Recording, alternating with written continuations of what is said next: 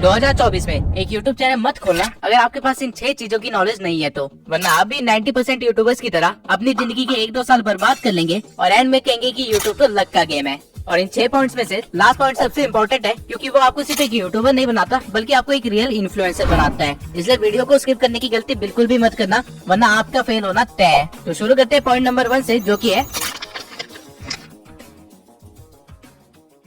2024 के शुरू होते ही आप लोगों ने एक रेजोल्यूशन तो बना ही लिया होगा कि इस साल मैं अपने चैनल पे इतने सब्सक्राइबर्स तो गेन करके रहूंगा ही रहूंगा, या फिर एक नया चैनल बनाऊंगा और उसे किसी भी हालत में मोनेटाइज करवाऊंगा। लेकिन 1 महीना हो गया है और आपको कुछ भी ग्रोथ नहीं दिख रही है और आप ऑलरेडी गिव अप करने की हालत पे हो। इसका रीजन ये है कि आपको पता ही नहीं है कि YouTube का एल्गोरिथम वर्क कैसे कर रहा है। आप जानते ही नहीं हो कि YouTube आपसे चाहता क्या है और बस एक तरफा प्यार की तरह आप अपनी तरफ से एफर्ट डाले जा रहे हो और कोई रिस्पॉन्स नहीं मिल रहा है।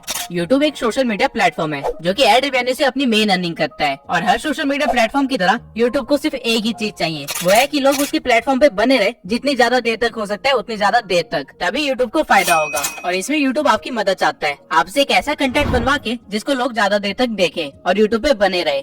लेकिन 90% यूट्यूबर्स इस बात को नहीं समझते हैं और इसलिए यूट्यूब उनका कंटेंट कभी भी ऑडियंस को सजेस्ट नहीं करता है। इसे एक एग्जांपल से समझते हैं। मान लेते हैं आपने एक नया यूट्यूब चैनल खोला और आपने अपनी एक वीडियो अपलोड करी। यूट्यूब उस वीडियो के टाइटल, डिस्क्रिप्शन और कीवर्ड्स के बेसिस पे उस वीडियो को कुछ लोगों को सजेस्ट करेगा, जिसके बाद वो लोग आपके थंबनेल के बेसिस पे आपकी वीडियो पे क्लिक करेंगे और उसे देखेंगे, जिससे यूट्यूब को ये पता चल जाएगा कि आपकी वीडियो किस तरह के लोगों को पसंद आ रही है। और फिर यूट्यूब सिमिलर इंटरेस्ट वाले लोगों को आपकी वीडियो भेजेगा और फिर चेक करेगा कि वो लोग आपकी वीडियो पे कैसे रिएक्ट कर रहे हैं। यूट्यूब बेसिकली 2 चीजों को ट्रैक करता है, वॉच टाइम और एंगेजमेंट। यूट्यूब देखेगा कि जिन लोगों को उसने आपकी वीडियो सजेस्ट की थी वो कितनी देर तक आपकी वीडियो देख रहे हैं। अगर ऑडियंस उसे काफी देर तक देख रही है या फिर पूरा देख रही है तो यूट्यूब उस वीडियो को और ज्यादा प्रमोट करेगा और ज्यादा से ज्यादा लोगों को दिखाएगा, क्योंकि इस वीडियो की वजह से लोग यूट्यूब पे 7 से 10 मिनट एक्स्ट्रा रुक रहे हैं, जिससे यूट्यूब काफी मोटा पैसा छाप रहा है। वहीं अगर इस वीडियो की ऑडियंस रिटेंशन कम होती तो यूट्यूब इसे सजेस्ट करना बंद कर देता, क्योंकि यूट्यूब अपनी ऑडियंस का मूड खराब करके उसे दूसरे सोशल मीडिया प्लेटफॉर्म पे नहीं भेजना चाहता है। ठीक इसी तरह अगर आपकी ऑडियंस आपकी वीडियो पे एंगेज कर रही है, यानी कि लोग उस पे कमेंट कर रहे हैं या फिर उसे शेयर कर रहे हैं, तो भी यूट्यूब आपकी वीडियो को प्रमोट करेगा, क्योंकि अगर आपकी वीडियो शेयर की जा रही है तो लोग बाकी प्लेटफॉर्म को छोड़ के आपकी वीडियो देखने आ रहे हैं, जिससे अगेन यूट्यूब का मेन मोटिव कंप्लीट हो रहा है, लोगों को अपने प्लेटफॉर्म पे रोके रखना। और वहीं अगर आपकी वीडियो पे कुछ ज्यादा कमेंट्स आ रहे हैं तो काफी सारे लोग कमेंट्स का रिप्लाई भी करेंगे, बहसबाजी भी करेंगे और किसी न किसी तरह एंगेज करेंगे, जिससे आपका तो मेंटल पीस खराब हो जाएगा, लेकिन यूट्यूब अपना पैसा छाप लेगा आपको कुछ एक्स्ट्रा मिनट इस प्लेटफॉर्म पे रोक के। लेकिन वही अगर आपकी वीडियो एंगेजमेंट ला के नहीं दे पा रही है या फिर वॉच टाइम ला के नहीं दे पा रही है तो यूट्यूब आपकी वीडियो को यूजलेस समझेगा और उस पर अपना टाइम वेस्ट नहीं करेगा। अब आधे से ज्यादा लोग इस चीज को नहीं समझ पाते हैं और वो लगातार यूट्यूब पे अपना कंटेंट डालते रहते हैं, जिसकी वजह से वो ग्रो ही नहीं कर पाते। आपको इस चीज को समझने की जरूरत है कि यूट्यूब आपसे आपकी वीडियोस नहीं चाहता है, वो आपसे आपका वॉच टाइम और एंगेजमेंट चाहता है। और ये चीजें कैसे लानी है, आपको इस चीज पे ज्यादा फोकस करना चाहिए। और एक और बहुत इंपॉर्टेंट चीज, एल्गोरिथम टाइम के साथ चेंज होता रहता है। 2014 में जब यूट्यूब पे ज्यादा क्रिएटर्स नहीं थे तब डजंट मैटर कि आप किस तरह की वीडियो बना रहे हैं, अगर आप ज्यादा वीडियोस डाल पा रहे हैं तो आपका वायरल होना कंफर्म था, क्योंकि उस टाइम पे यूट्यूब को ऑडियंस को अपने प्लेटफॉर्म पे लेके आना था, जो कि रेडियो या टीवी में घुसे रहते थे। यूट्यूब उनको अपने प्लेटफॉर्म में फंसाना चाहता था, इसलिए उस टाइम पे जितनी ज्यादा वीडियोस होती थी उतनी ज्यादा वेरायटी होती थी और उतनी ज्यादा लोग अट्रैक्ट होते थे। लेकिन 2018 में जब क्रिएटर्स काफी ज्यादा हो गए थे तब यूट्यूब अपनी ऑडियंस को बुला नहीं रहा था, बल्कि जो ऑडियंस उसके पास है उनको सस्टेन कर रहा था। इसलिए उस टाइम पे यूट्यूब ने लंबी वीडियोस को प्रमोट करना स्टार्ट कर दिया था। अगर आप उस टाइम पे कुछ 1 घंटे की वीडियो या फिर 30 मिनट की वीडियोस बनाते तो आपके वायरल होने के 90% चांसेस ज्यादा थे। और इसके बाद 2020 में एक और चेंज आता है, जब टिकटॉक और रील्स का जमाना स्टार्ट हो जाता है। अब लोगों को लंबी वीडियो नहीं देखनी थी, बल्कि उनको जल्दी जल्दी वीडियोस देखनी थी, और इसलिए यूट्यूब ने शॉर्ट्स इंट्रोड्यूस किए। और इवन अभी भी यूट्यूब शॉर्ट्स को काफी ज्यादा प्रमोट कर रहा है, क्योंकि शॉर्ट्स देखते देखते कब 1-2 घंटे निकल जाए पता ही नहीं चलता। और यही तो यूट्यूब को चाहिए कि आप उसके प्लेटफॉर्म को छोड़ के जाओ ही ना। और एज ए यूट्यूब क्रिएटर अगर आप बिना एल्गोरिथम को समझे वीडियो अपलोड करना स्टार्ट करोगे तो आपका फेल होना ग्रांटेड है। लेकिन क्या एल्गोरिथम एक लौता फैक्टर है जो कि आपके फेल होने का रीजन हो सकता है? नहीं।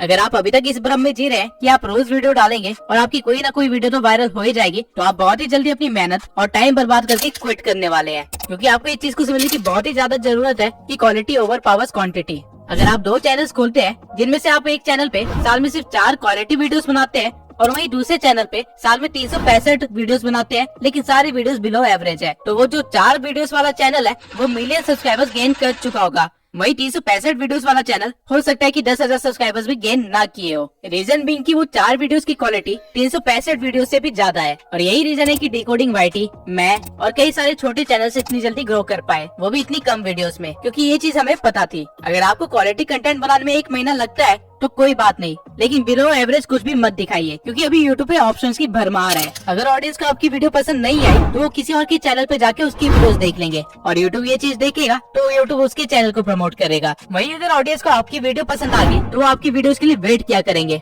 और यूट्यूब इस चीज को भी देखेगा और फिर वो आपके चैनल को भी प्रमोट करेगा। लेकिन वीडियोस की क्वालिटी बढ़ाए कैसे? तो वीडियोस की क्वालिटी बढ़ाने के लिए आपको कोई महंगे गैजेट्स की जरूरत नहीं है, बल्कि आपको सही टेक्निक्स की जरूरत है, जिससे कि आप सही स्क्रिप्टिंग, वॉइस ओवर और एडिटिंग कर पाओ। अब ऑल्दो और भी कई सारे फैक्टर्स होते हैं जो कि क्वालिटी कंटेंट बनाने के लिए इम्पोर्टेंट होते हैं, लेकिन ये 3 चीजें बेसिक है। और अगर आपको इसको अच्छा करना है तो आप मेरी how to grow on YouTube playlist देख सकते हैं, जहाँ पे मैंने हर एक पॉइंट को अच्छे से डिटेल में एक्सप्लेन किया हुआ है। और जब आप ये प्लेलिस्ट देख के ग्रो हो जाएंगे तब आपको रियलाइज होगा कि आप वो सारी गलतियां करने से बच गए जो कि हमने सालों तक की थी। लेकिन सिर्फ क्वालिटी कंटेंट और एल्गोरिथम को समझने से आप अपने चैनल को फेल होने से नहीं बचा सकते हैं, क्योंकि यूट्यूब अगर आपकी वीडियो ऑडियंस तक पहुंचाएगा ही नहीं, उसे इंप्रेशंस देगा ही नहीं, तो वीडियो का आप क्या ही करोगे। अगर आपको नहीं पता कि रिटर्निंग व्यूअर्स कैसे इंक्रीज करे, या फिर न्यू व्यूअर्स को कैसे गेन करे, या फिर अपनी वीडियो को रैंक कैसे करवाए, या फिर CTR, RPM, CPM जैसी चीजें क्या होती है, तो आप एक बड़े से जंगल में बिना मैप के निकल चुके हैं, जहाँ पे आधे रास्ते में आपको YouTube नाम का एक शेर खाने वाला है। SEO में रैंक करने के लिए बेसिकली आपको 3 चीजों की जरूरत होती है: टाइटल, कीवर्ड्स और थंबनेल। और इनके सिवाय अपने SEO को ट्रैक करने के लिए और उसे और भी ज्यादा इम्प्रूव करने के लिए आपको YouTube के एनालिटिक्स को अच्छी तरह से देखना आना चाहिए, क्योंकि अगर आपको अपना एनालिटिक्स समझ नहीं आ रहा है तो आप अपनी ऑडियंस को नहीं समझ पा रहे हो। एंड अगेन, अगर आप अपनी ऑडियंस को समझ नहीं पा रहे हो तो एल्गोरिथम आपकी मदद नहीं करेगा। अब सही से टाइटल, डिस्क्रिप्शन और हैशटैग्स कैसे डालते हैं, इसके ऊपर मैंने ऑलरेडी एक वीडियो बना रखी है। लेकिन एनालिटिक्स को स्टडी कैसे करे, उसे इम्प्रूव कैसे करे और उसके साथ उसको ऑप्टिमाइज कैसे करे, इसके ऊपर मैंने अभी तक कोई भी वीडियो नहीं बनाई है। तो अगर आप लोग चाहते हैं कि मैं इस टॉपिक पे एक वीडियो बनाऊं तो कमेंट सेक्शन में एनालिटिक्स लिख दीजिए। 1000 कमेंट होते ही मैं वीडियो बनाना स्टार्ट कर दूंगा। बस सोचिए, आप सब कुछ सीख जाते हैं और अपने चैनल की क्राइटेरिया को पूरा करने के बाद उसे मोनेटाइजेशन के लिए अप्लाई करते हैं और YouTube आपको रिजेक्ट कर देता है। ऐसा होने की चांसेस बहुत ही ज्यादा है अगर आपको नहीं पता कि YouTube की पॉलिसीज और गाइडलाइंस क्या है।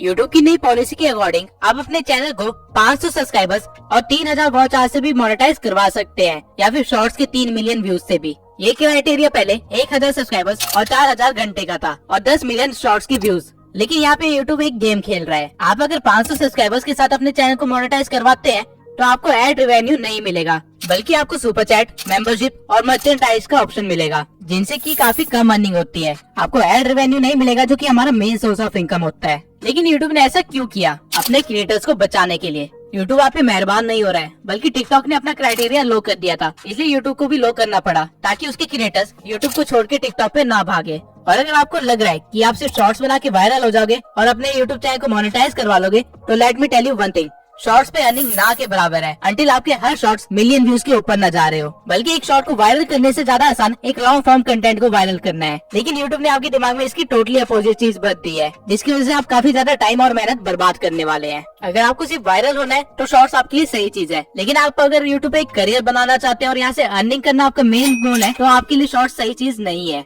इसके सिवाय AI के ट्रेंड में होने के कारण YouTube ने AI से रिलेटेड भी काफी सारी पॉलिसीज निकाली है, लेकिन इन पॉलिसीज में कहीं पे भी AI वॉइस यूज करने से मना नहीं किया गया है, अंटिल आप किसी और की वॉइस को क्लोन करके अपनी वीडियो बना रहे हो। अगर आप 11 लैब जैसी किसी वेबसाइट से अपनी वॉइस जनरेट करवा रहे हो तो कोई प्रॉब्लम नहीं है, लेकिन अगर आप उसको बोलते हो कि डोनाल्ड ट्रम्प जैसी वॉइस को क्लोन करके आपकी वीडियो बनाए, तो आपके लिए एक प्रॉब्लम है। सेम वे में अगर आप AI से कोई वीडियो 0 से एडिट करवाते हो तो कोई प्रॉब्लम नहीं है, लेकिन अगर आप किसी और का कंटेंट उठा के उसे AI में डाल के कुछ और बनवाते हो और फिर उसे YouTube पे अपलोड करते हो, तो आपके लिए एक बहुत ही बड़ी प्रॉब्लम है। और इवन आप AI की वॉइस को भी लगातार यूज नहीं कर सकते हो डायरेक्टली, वरना वो रीयूज कंटेंट में आ जाएगा। आपको अपनी वॉइस को थोड़ा सा एडिट करना पड़ेगा। ठीक इसी तरह कॉपीराइट क्या है, इससे कैसे बचा जाता है और सही तरीके से किसी को एट्रीब्यूट्स कैसे दिए जाते हैं ताकि कभी लीगल केस में ना फंसे, इन सब की नॉलेज होना बहुत ही जरूरी है। वरना मैं ऐसे भी कई क्रिएटर्स को जानता हूँ जिनके मिलियंस में सब्सक्राइबर्स थे, लेकिन ये पॉलिसी गाइडलाइंस को वायलेट करने की वजह से रातों रात उनका चैनल गायब हो गया। कॉपीराइट के ऊपर मैं अलग से एक डेडिकेटेड वीडियो जरूर बनाऊंगा, क्योंकि ये एक बहुत ही बड़ा टॉपिक है और साथ में काफी कॉम्प्लेक्स भी है। आप कह सकते हैं कि इसको समझाने के लिए एक लॉ की डिग्री होना बहुत ही जरूरी है, क्योंकि यूट्यूब की कॉपीराइट पॉलिसी यूएसए के एक्ट के अकॉर्डिंग चलती है। लेकिन इससे डरने की कोई भी बात नहीं है, बस आपको थोड़ी सी नॉलेज होनी चाहिए ताकि आपका करियर बच सके।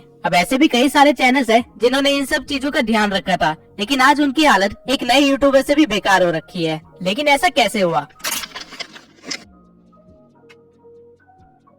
यूट्यूब एक रियल बिजनेस है और हर बिजनेस की तरह यहाँ पे भी कंपटीशन है, और अगर आप अपने कंपटीशन को नहीं भाप पाए तो आपका कंपटीशन आपको खत्म कर देगा। और कुछ ऐसा ही हुआ है जुन्नू की टेक और फैक्ट टेक के साथ। और ये प्रॉब्लम आपको सिर्फ तब नहीं आएगी जब आप ग्रो कर चुके होगे, बल्कि आप जब ग्रो करने की कोशिश कर रहे होगे तब आपको रियलाइज होगा कि आपसे बेहतर चैनल्स आपके बिल्कुल बगल में ही खड़े हैं और आपसे कम्पीट कर रहे हैं। और अगर आपको उनको पीछे छोड़ना है तो आपको कुछ ऐसा करना पड़ेगा जो कि कोई और नहीं कर रहा है, वरना आप भी 90% यूट्यूबर्स की तरह इस कंपटीशन में दब के खत्म हो जाओगे। अब अगर आप सोच रहे हैं कि मैं नीश ही ऐसे सिलेक्ट करूंगा जिसमें कंपटीशन ना के बराबर हो, तो आप बहुत ही गलत हो, क्योंकि ऐसी कोई भी नीश नहीं है जिसमें कंपटीशन ना हो। आप कुछ भी इमेजिन कर सकते हैं और जब आप सर्च करेंगे तो आपको उसमें कंपटीशन मिलेगा ही मिलेगा। तो कंपटीशन से बचे कैसे? इसका सिर्फ एक ही तरीका है कि आपको ट्रेंड के साथ चलना पड़ेगा, एडेप्टेशन करनी पड़ेगी और साथ में अपनी एक यूनिक आइडेंटिटी बिल्ड करनी पड़ेगी। इवन हमारी नीश में भी काफी सारे क्रिएटर्स 5 साल से भी पहले बैठे हुए हैं, लेकिन पिछले 1 साल में एक नया ट्रेंड आया है जिसकी वजह से इन बड़े क्रिएटर्स को भी मुश्किल का सामना करना पड़ रहा है। वो है एडिटिंग का ट्रेंड। ये सारे क्रिएटर्स अपनी फेस कैम वाली वीडियोस को हटा के अब एक व्हाइट बोर्ड पे आ गए हैं, जहाँ पे ये व्हाइट बोर्ड पे सारी चीजें एक्सप्लेन कर रहे होते हैं। लेकिन नए ट्रेंड में जहाँ एडिटिंग के थ्रू हर चीज को एक्सप्लेन किया जा रहा है, उसे ये अडेप्ट नहीं कर पाए, जिसकी वजह से छोटे चैनल्स भी इनसे ज्यादा व्यूज ले जा रहे हैं। और ठीक इसी तरह छोटे चैनल्स में भी कंपटीशन काफी ज्यादा बढ़ गया है, जहाँ पे ग्रो करने के लिए आपको कुछ यूनिक करना पड़ेगा। और वो कोई भी छोटी सी चीज हो सकती है, चाहे आपके बोलने का तरीका हो सकता है, आपकी स्क्रिप्टिंग का स्टाइल हो सकता है, या फिर मेरी तरह एक एआई अवतार हो सकता है, लेकिन कुछ अलग जो कोई और ना कर रहा हो।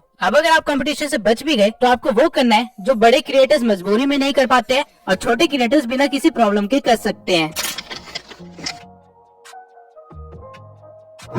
2024 में हर क्रिएटर को पता है कि उसकी ऑडियंस की वैल्यू कितनी है, इसलिए वो रेगुलर बेसिस पे Q&A और लाइव स्ट्रीम्स करते रहते हैं। लेकिन अगर आपने इन चीजों को इग्नोर करने की गलती की तो आपका यूट्यूबर बनने का सपना सपना ही रह जाएगा। ऑडियंस को कोई सेलिब्रिटी नहीं चाहिए, बल्कि उनको एक मेंटोर या फिर एक फ्रेंड चाहिए जिससे वो इन्फ्लुएंस हो सके या फिर जिनके साथ वो आगे बढ़ सके। और ये डिफरेंस आप तभी क्रिएट कर सकते हैं अगर आप उनसे एंगेज हो, डायरेक्ट डीएम के थ्रू, कमेंट्स के थ्रू, Q&A के थ्रू या फिर लाइव स्ट्रीम के थ्रू। जब तक मेरे इस चैनल पे 10,000 सब्सक्राइबर्स नहीं हो गए थे, तब तक मैं अपने इंस्टा पे डायरेक्ट डीएम के थ्रू हर एक बंदे का रिप्लाई किया करता था और उनकी हेल्प करता था। मैं पर्सनली भी काफी लोगों को गाइड किया है और मैसेजेस के थ्रू मैंने 1000 से भी ज्यादा लोगों से एंगेज किया है और उनको इस बात से खुशी मिलती है। वो लोग मुझे एज ए यूट्यूबर से बढ़ के एक फ्रेंड और एक मेंटोर की तरह देखते हैं और अनकंडीशनली सपोर्ट भी करते हैं। और इसी वजह से मेरा नेटवर्क भी इतना स्ट्रॉन्ग हो पाया, जिसकी वजह से मुझे काफी सारे नए यूट्यूबर से मिलने का मौका मिला और काफी सारे स्ट्रगलर से भी मिलने का मौका मिला। और हम सब एक दूसरे की हेल्प करते हुए आगे बढ़े हैं। जैसे कि मेरी पिछली वीडियो का थंबनेल देवेश ने बनाया था, जिसको मैंने हेल्प की थी यूट्यूब पे ग्रो करने के लिए। आप एक बार जाके उसका चैनल भी देख सकते हैं।